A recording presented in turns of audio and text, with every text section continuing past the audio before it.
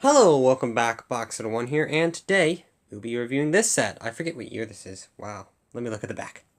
2016. Thought it was actually a bit newer than that. I thought it was like 2018 that this one came out, but I guess that makes sense with the Darth Vader being from 2015. But it's a pretty cool one. It's Kylo Ren, and well, you may not like him as a character. You may not like the sequels.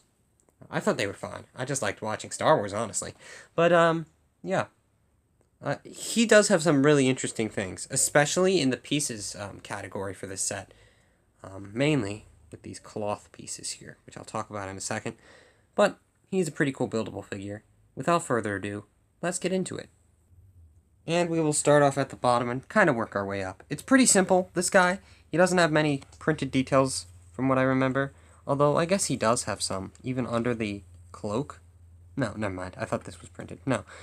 He doesn't have many printed details, but he does have some pretty interesting little pieces here like this for the leg. I think that can look pretty cool. It's black on black, so it's a bit hard to see here, but with the flash it kind of helps.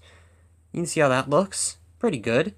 He has nice big stompers here in black, and then he has this first piece, waist cape piece, or comma, and it is a very nice, what do you call it? Fabric. Wow, my brain is failing there. But it's really cool. I could definitely see this on some Bionicle mocks, especially. I feel like Bionicle mocks are really cool. I love watching videos with those. But yeah, pretty cool. He does have these arms, also not too detailed, but in terms of prints anyway. But he does have those shoulder pads, some other just armor. And this one, you may have noticed how easily it moves. This one, a bit stiffer. And that's because it has a little mechanism. And I'll show you that in a second. But first, one of the two printed pieces in this set being his chest plate, or chest armor. And he also has this lightsaber, with the lightsaber piece here. That piece came out a couple years before this set. And, yeah, it's still pretty cool. Could definitely be used in mocks and stuff. But he has this mechanism. That's why the arm swivels. If you turn this gear, you can duel. You can shank somebody. You can duel with this lightsaber. It only has an up and down motion, so you can't really go side to side, but obviously that would have been really hard to implement into a small figure like this. But yeah, it looks pretty cool, and it works really well. Sometimes the arm does kind of come out, and you have to push it back in, but it's a pretty good mechanism. It does have a big gear on the back, though, so you may not like that, but even then, it still looks fine. The back is actually not very detailed. Obviously, it's the back, and it's largely hidden by the cape, just like on Darth Vader. Ooh, that's a big fuzzy or dust thing. But yeah, pretty cool.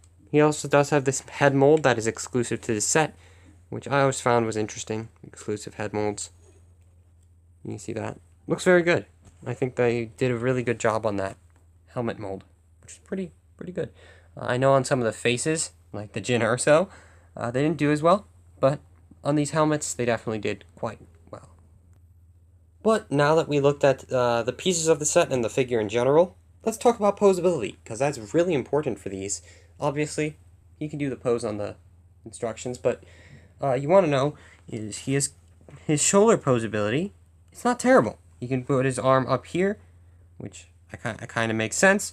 He can't raise it anymore, really, but he can put it. Kind of twist it like that, and then he can put his arm up. So that's pretty good. And yeah, does have good arm posability. Obviously that works well.